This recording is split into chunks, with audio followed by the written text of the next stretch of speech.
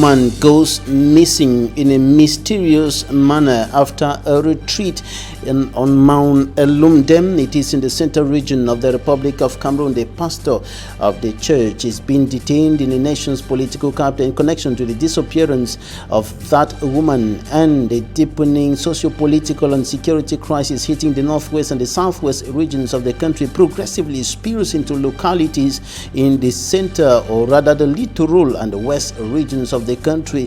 Some localities close to the border with the crisis hit regions of the country have been recording some attacks, and the most recent one occurred in a pineapple company in Banga that has been set ablaze by suspected pro-independence fighters. And also in this newscast, we shall go out of the country to talk about over 3 million persons who are believed to be affected by a massive disaster provoked by a tropical storm that has continued unfolding in Zimbabwe and of course Malawi and Mozambique. At least hundreds of persons are confirmed dead.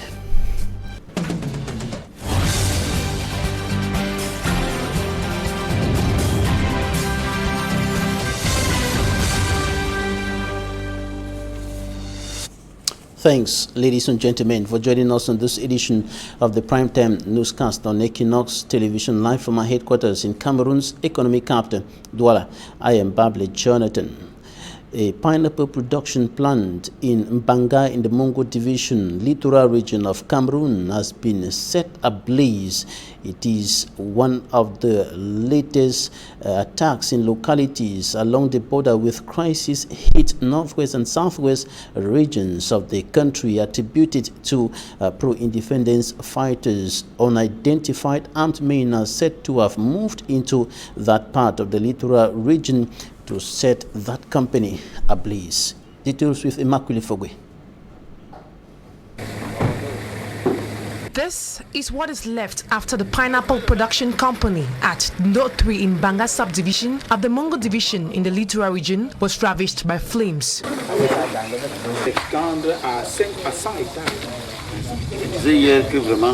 The pineapple production company was attacked by unknown gunmen who were believed to have crossed into Banga from the southwest region of Cameroon.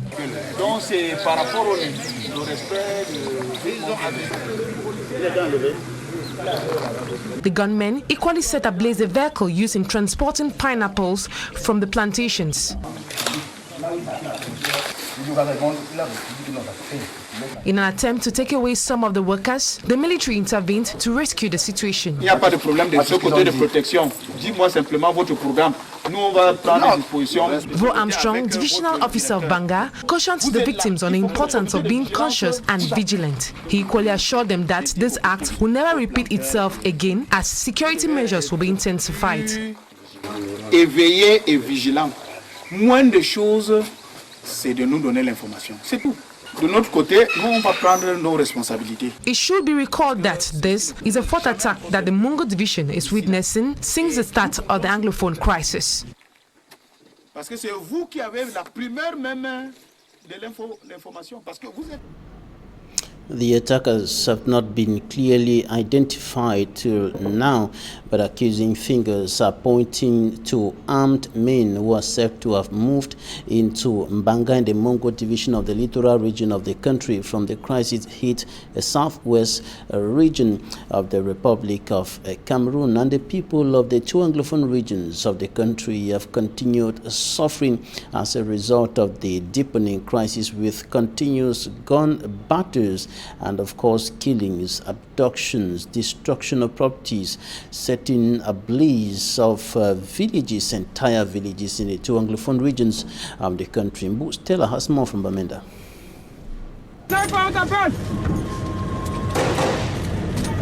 In normal times, the journey between Bamenda and Kumbu in Bui division would last not more than 3 hours. Now, it could take 5 hours and above. The few who now ply the Bamenda-Kumbu stretch of the ring road told this reporter off camera that the journey is most often characterized by several stops, some of which last for hours. These stops are as a result of gun battles between the defense forces and gunmen believed to be the separatist fighters who are very active in the area. Along the Ndopkumbu stretch of road, like other roads linking villages, subdivisions and divisions, these gunmen carry out checks by mounting roadblocks. The barricades are often dismantled by defense and security forces whenever they bump into them. Okay. About a week ago, one of such checkpoints mounted by the fighters between Babisi in Gokitunja Division and Jakiri in Bui Division of the Northwest Region was dismantled by elements of the Rapid Intervention Battalion. The fighters had also planted explosives. One went off, slightly affecting one of the vehicles. The others were dismantled before they could go off. As a result of several minutes of exchanges, a number of locally fabricated weapons were confiscated from the gunmen. In all, the inhabitants are those who suffer the most. They are being kidnapped and ransoms demanded, being killed especially in the crossfires, denied access to healthcare due to lack of means of transportation. They are the ones whose businesses are crumbling. They are being forced to live in homes, out of their homes and under deplorable conditions, while their properties are being looted and burned. This is just part of the sufferings affecting people of the Northwest region. They are praying and hoping for God's intervention in the crisis which has brought untold hardship and sufferings on they in the Northwest and Southwest regions in particular, and Cameroonians in general. And abductions have continued in the two Anglophone regions of the Republic of Cameroon, and the most recent case is that of several students of the University of Buea who were picked up by unidentified gunmen in the stadium of the school. The students are players of the football team of the University of Buea. They were took away by some unidentified men in the stadium of that school, not far from the main campus, notably around Mile 16 neighborhood in Buea. And the government is continuing with its measures in view of bringing an end to the destruction and the killings going on in the northwest and southwest regions of the country, notably within the framework of the acceleration of the ongoing decentralization process. And the bill on the putting in place of regional councils has now been tabled in the Parliament. That bill was tabled by government today in the ongoing mass session of Parliament in the hemicycle, and the members of Cameroon's lower house of Parliament will now examine that bill ahead of regional as well as municipal and legislative elections announced this year by the President of the Republic. On to something else now. A pastor has been detained in Cameroon's political capital, Yaoundé, in connection to the mysterious disappearance of a member of his church, a woman who disappeared 3 weeks ago after a retreat on Mount Elumdem. It is, of course, in the central region of the country, and the 45-year-old woman has left behind two children. EQUINOXE television went investigating, and these are details of that story compiled by for me, Armstrong Sander.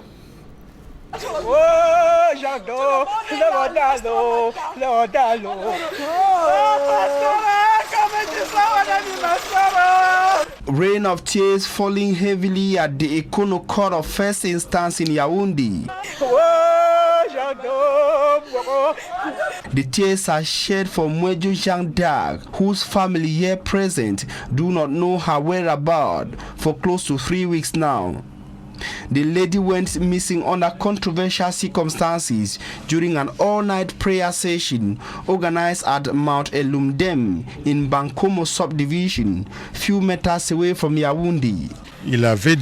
According to Mwejo Jean Dac's senior brother, Jean Dac left the house for an excursion at about 7 a.m. one fateful Saturday on the demands of her church pastor. She and other Christians arrived at the prayer mountain in Bankomo at about midday. Ils se sont mis à chanter, ils ont fait tout ce qu'il fallait faire. les prières du soir. At night, they went on hitch-free with singing, dancing and prayers that lasted till 4 a.m. Carol, a friend to the missing Mwejo Jean Dag, recounts what happened that fateful night of 2nd, breaking the 3rd of March 2019, when everything changed. Elle est venue se coucher à côté de moi. At a time in the night, she left where she was sleeping, came and was sleeping close to me. We're all sleeping, and after some time, she woke up, hit my mouth and hit the Bible twice, and I thought that she was going to pray as usual. Because of fatigue, I continued sleeping, but when I woke up in the morning, I could not see her anymore. Le matin, quand je me lève, je ne la vois pas, mais elle n'est pas encore rentrée. The pastor and Christians launched a search which went fruitless for several hours. After a more serious search, they made a shocking discovery. 20 meters away from the prayer site were her dresses and all she had on her except her Bible. The family only learned of the strange disappearance 4 days later. The pastor, here dressed in white, took upon himself to continue the search in hidings using his vehicle, the same vehicle he used in transporting the 10 pilgrims to Mount Elumdem in Bankomo. He will finally fall into the dark nets of police elements from the 15th police district in Yaoundé following a complaint deposited by family members of the victim. He and some of his Christians were questioned by police officials, though no trace of Mwejo Jean Dag.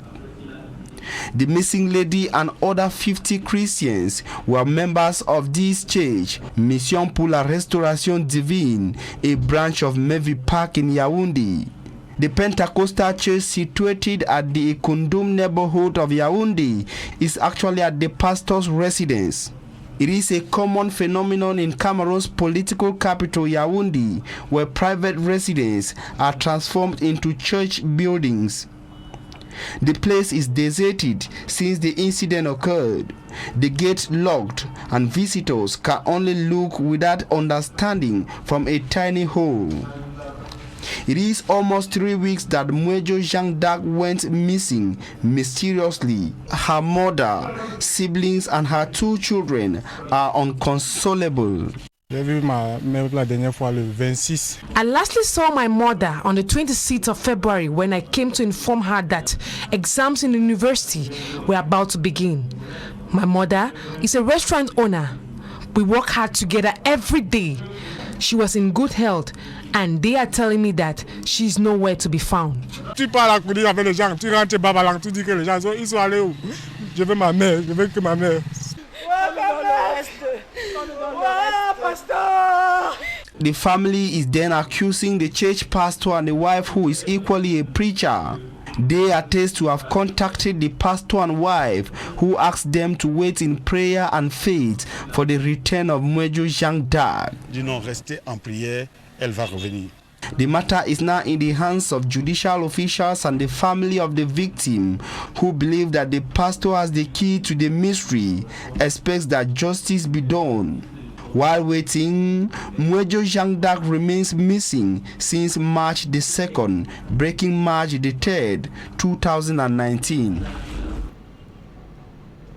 A group of individuals stormed the head office of the Cameroon Water Utilities Company, Camwater, here in Douala, protesting against the inadequate and epileptic water supply in the areas of residence. A case in point in this newscast is the Bepanda Bonabo neighborhood, where there hasn't been a constant and adequate supply of potable water for over 6 years today. Inosunazi has more.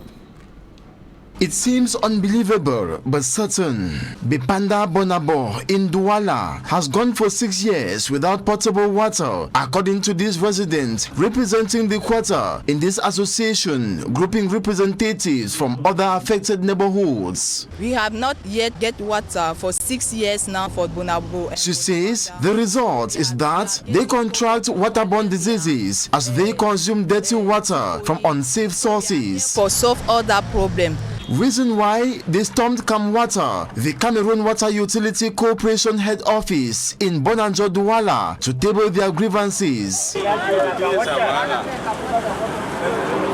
While at the Camwater premises, the association's leader met with the Director General, who said, Now so, they're a bit difficult for the problem cannot be instantly redressed because of numerous issues faced by the corporation. if you do now so.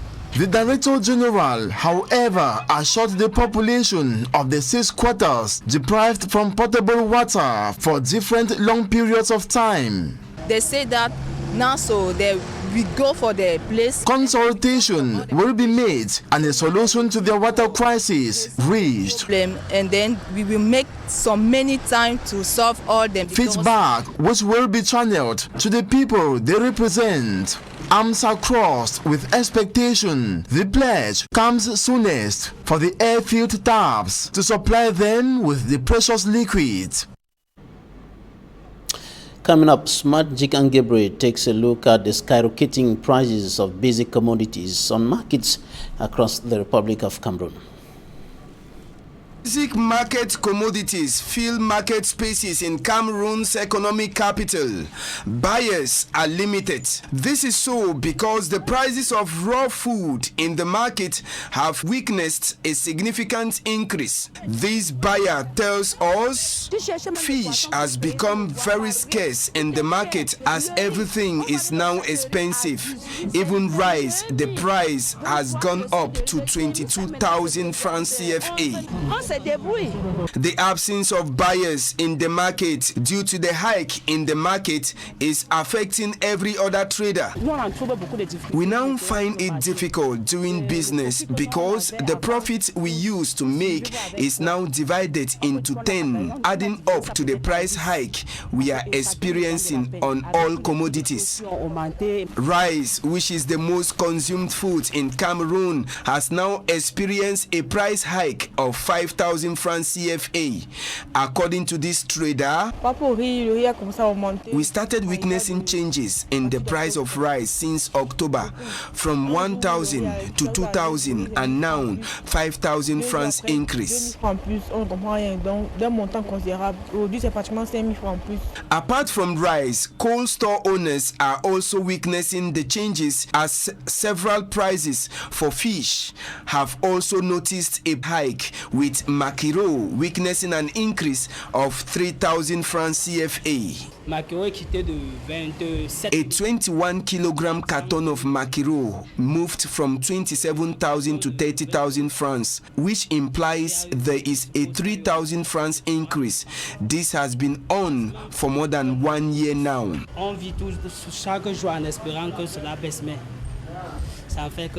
The increment, weakness in prices of basic commodity goods in our market, several of those we talk to say is as a result of the present socio-political impasse that the country is passing through. Out of Cameroon, at least 3 million persons are now believed to be affected by a massive disaster provoked by a tropical storm that is sweeping across some African countries, notably Mozambique, Zimbabwe, and Malawi. Hundreds are now confirmed dead. Thousands are awaiting rescue, and it seems that the full scale of the tragedy may not be known for months, courtesy Euronews. Struggling through the mud to find food and water, the trail of Cyclone Idai stopping everyone in their tracks. The storm swept inland at speeds of up to 170 kilometers per hour last week, hitting Mozambique, then its inland neighbors Zimbabwe and Malawi. It's nature showing its strength, and we need to accept that and find strength ourselves after the rain to stand up and move forward. Turning streets into rivers, the floodwaters have taken over nearly 300 square kilometers of land in central Mozambique. The Red Cross say at least 400,000 people have been made homeless in the area. I was with my children inside our home talking because it was raining, and then we heard the mountain exploding, and then the water started flowing through the streets and reached our house when we had to run away.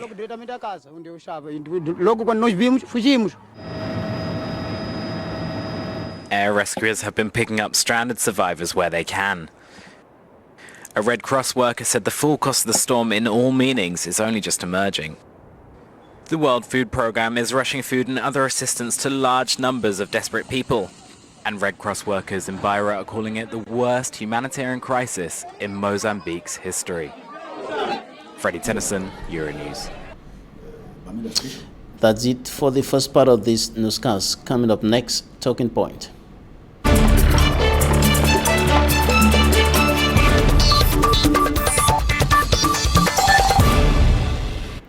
Thanks, ladies and gentlemen, for joining us in Talking Points. We are receiving Tanto Emmanuel. He is the president of the Bamendankwe Development and Cultural Association. Bamendankwe is one of the localities in the heart of the two Anglophone regions of the country hit by socio-political crisis. Bamendankwe, of course, is in the northwest region of the country. Tanto Emmanuel, you're welcome. Thank you, Mr. Babila. When was the last time Mr. President went back home?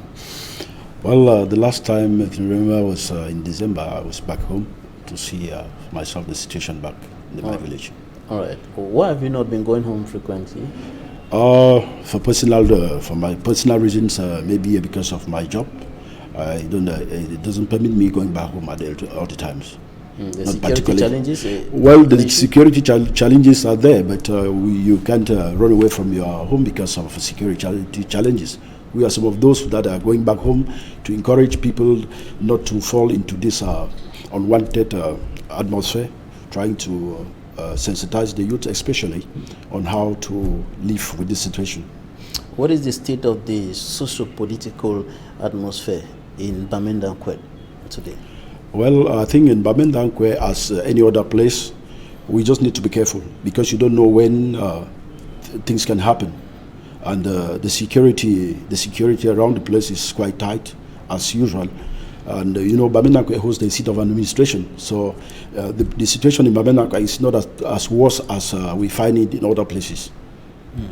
So, how are the people coping with the security challenges, with the difficulties of moving around, with the Operation Coast Down, the tight security, and so on and so forth? Very difficult to go by. I can assure you, Mr. Babila, it's not easy for my people because in terms of development, everything is completely stuck down. It's not possible for people to go around as usual, and when you have to go back before you enter the house before your chicks. You know what it means because at this juncture, business has reduced almost to 75% loss. So business has been grounded in Bamendankwe, like the rest of the northwest and southwest regions of the country. What about frequent gun battles, killings and abductions going on in the midst of the crisis? Well, we have witnessed some of those cases, but for now, it's calm. But unfortunately, we lost one of our brothers just a few days ago. He was caught during a gun battle at about 9 p.m. and it has also been advised that they should keep at home. Unfortunately, some of us sometimes don't really stick to what the advice they give us, and he was a victim and he died. Several persons, hundreds of thousands, have fled their homes. Some are in Nigeria, some are in parts of the littoral west and other regions of the country. Bamendankwe, some villages have practically been emptied today. What is the situation in Bamendankwe? Are the people moving out of their villages? Some are moving out and some have stayed back. I cannot assure you that people are leaving Bamendankwe as the other places. I think Bamendankwe is a bit safer than the other places because you go back home, the people, businesses are moving not at 100%, but at least the people are there. All right, you are the president of the Development Association, the Development and Cultural Association of Bamendankwe. How has the Anglophone crisis affected your development efforts this far? Well, it has affected the Development Association in many aspects. It's not easy to go back home and organize normal ceremonies as usual. But notwithstanding, we have always tried to bring the people together once in a while and talk to them and caution them, especially on how to move when in times of crisis like this. All right. What are other activities or other efforts that you're making to remedy the situation or to mitigate the damaging impacts of the Anglophone crisis in your community? Well, we are trying to organize, especially with the youths, always bring them together, organize seminars that we can educate them on how to live this particular moment, try to orientate them on what certain activities that could also make them, let them be active, because most of them who are supposed to be at the jobs house, especially in town, they don't more go to town. You know what that means? Meaning that they are idle. You know, idleness should be the home of the devil.